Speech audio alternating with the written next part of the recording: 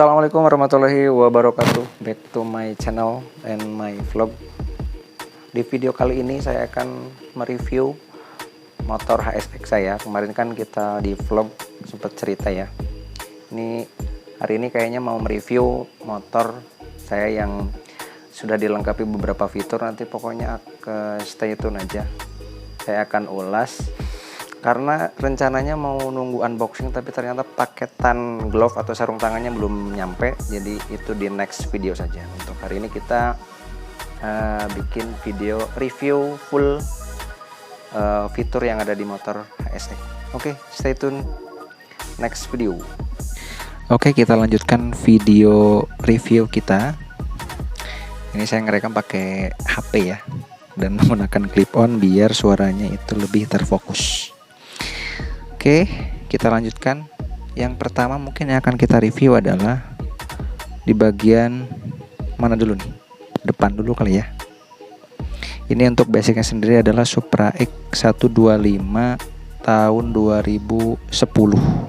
Ini basicnya, jadi masih menggunakan pengkebutan bahan bakar yang menggunakan karburator, belum injeksi. Tapi nanti fitur-fiturnya cukup banyak yang saya upgrade dari Supra X ini. Nanti kita akan ulas satu persatu. Yang pertama dari body dulu deh. Kemarin pas vlog saya sempat bahas ya. Ini windshieldnya sudah, ini pakai windshield yang Vario Old 125 kalau nggak salah. Cuma ini bisa PNP, plug and play, menggunakan 3M, ternyata cocok juga. Oke lah ya, kalau segini cukup. Yang lebih menambah kegantengan sih. Kalau ini menggunakan stiker, karena background untuk warnanya sendiri itu menggunakan merah sama kombinasi hitam ya. Ini menggunakan glossy. Dari catnya sendiri menurut saya ini cukup bagus ya. Walaupun udah kurang lebih sekarang hampir 13 tahun berarti dari pertama keluar sampai sekarang 2023. Tapi untuk kondisi cat masih glossy banget, cukup oke lah masih.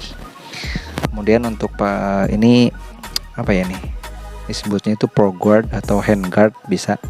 Ini fungsinya itu ya untuk melindungi di bagian pengereman ya. Misal naudzubillah misalkan ada crash atau gimana, rem kita nggak akan terkena atau tergencet oleh pengendara lain kayak gitu. Ini bisa melindungi lah, sekalian buat untuk ya menambah kegantengan motor aja sih. Oke, selanjutnya di bagian headlamp, di bagian perlampuan ini sudah menggunakan full LED. Bisa dilihat ini kalau nggak salah pakai Osram T19 kalau tidak salah, karena ini double ya, jadi dua-duanya itu diganti menggunakan LED. Jadi otomatis karena kelistrikannya tadinya AC, maka saya rubah menjadi full DC, jadi biar lampunya ini terangnya stabil kayak gitu. Kemudian untuk spakbor masih sama, body hampir semuanya tidak dirubah sih, masih basic originalnya. Kemudian untuk disk ini sudah diganti menggunakan kombinasi biar sama ya. Kalipernya ini warnanya gold, ini juga gold ya biar seimbang aja. Kemudian untuk ban ini menggunakan ukuran 80/90, ringnya ring 17. Ini mereknya IRC, ini baru ganti kemarin. Untuk shockbreaker depan, shockbreaker ini menggunakan Showa originalnya dari Supra X. Nah, ini menggunakan painting ya, biar bannya itu ya beda dari yang lain ya. Jadi ada efek-efek kayak apa ya, yang lebih estetik aja gitu. Kemudian untuk di bagian lampu sen ini masih bohlam ya, saya belum ganti ke LED, tapi di bawah sini ada lampu default LED, jadi ketika dia nyalakan ini nyala. Ini sebagai pengganti lampu kayak lampu senja kayak gitu. Kemudian untuk mesin masih original, masih 125 cc, belum saya obrak-abrik karena untuk mesin, karena ini penggunaannya harian, jadi tidak saya upgrade untuk cc-nya ya. Segini buat saya ini udah cukup banget sih untuk harian riding santai itu, karena nggak yang di upgrade racing tuh enggak, karena sebagian besar saya upgrade tuh di bagian kelistrikannya. Kemudian kita kayaknya harus pindah ke dashboard dulu.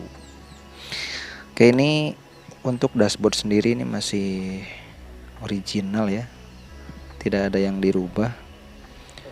Ini masih sama, jadi perpaduan antara analog dan digital.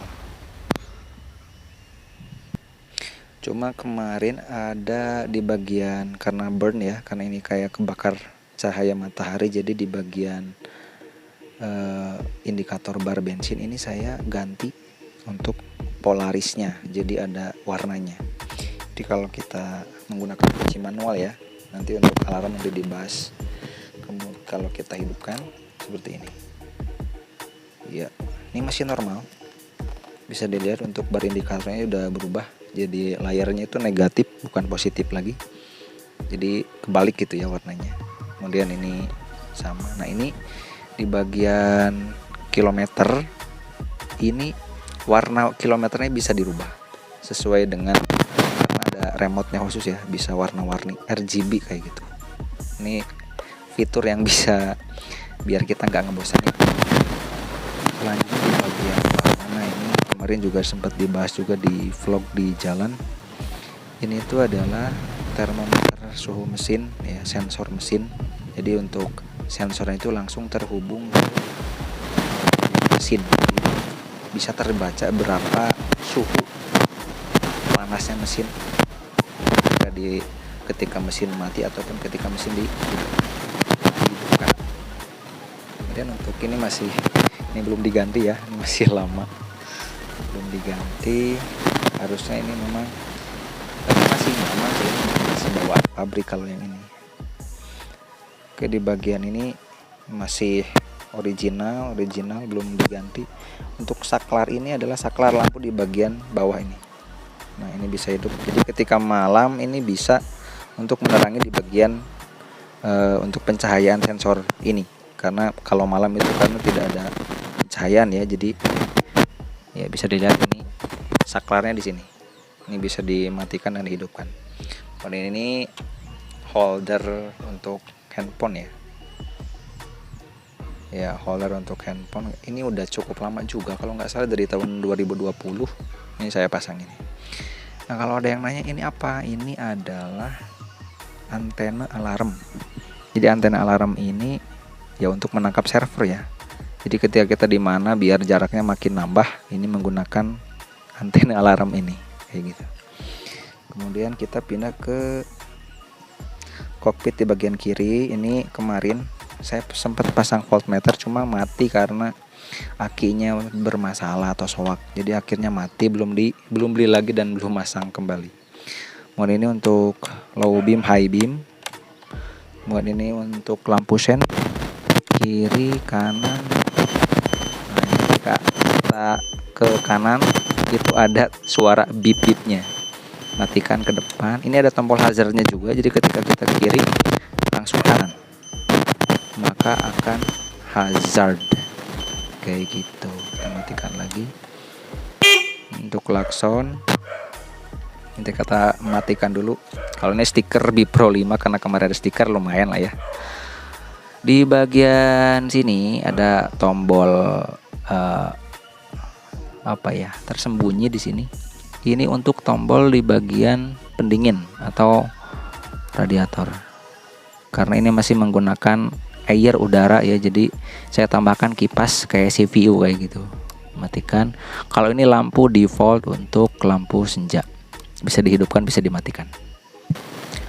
Oke, kita ke belakang. Mungkin kalau di bagian belakang ini body-bodinya karena udah kurang lebih 13 tahun ya, lumayan ya, tapi lumayan agak kusam warnanya. Cuma untuk pemakaian harian sih ya masih oke lah ya.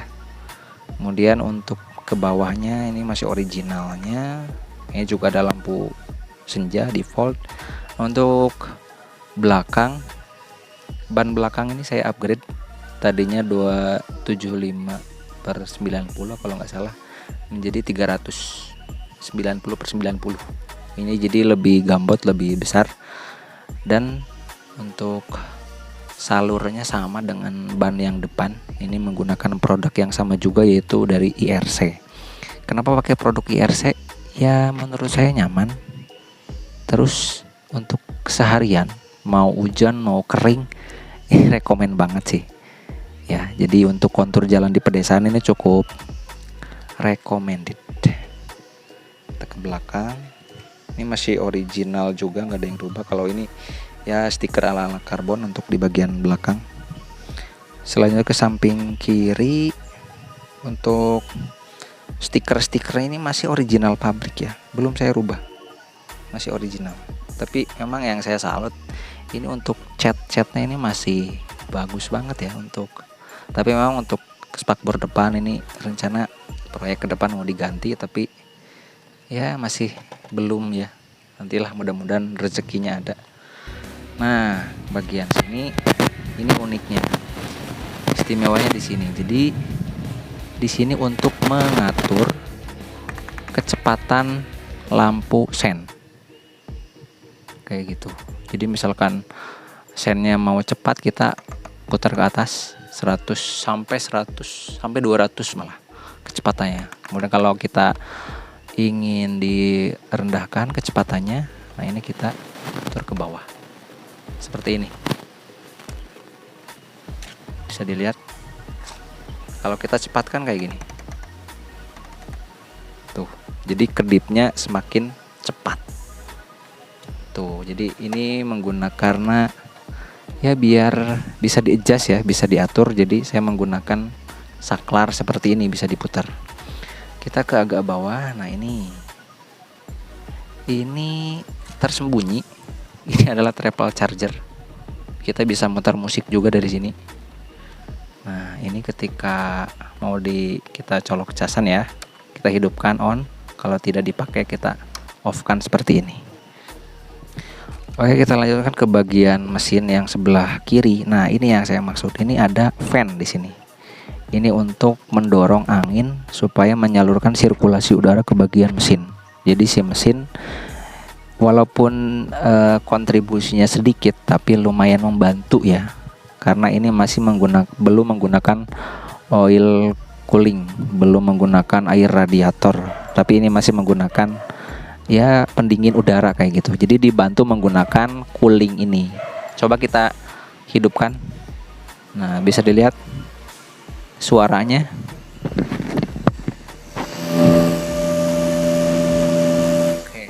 Itu suara kayak kipas CPU ya yang di komputer.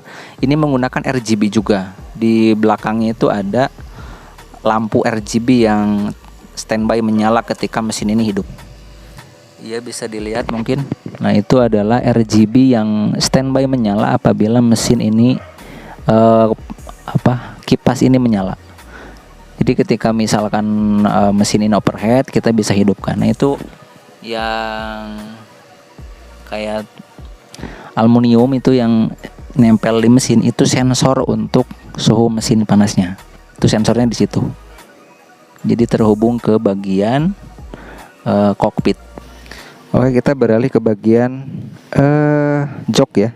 Ini sudah menggunakan hidrolik. Jadi ketika kita naikkan, maka hidroliknya akan naik. Jadi kita ketika mengisi bensin itu tidak perlu lagi menahan-nahan jok karena sudah menggunakan hidrolik.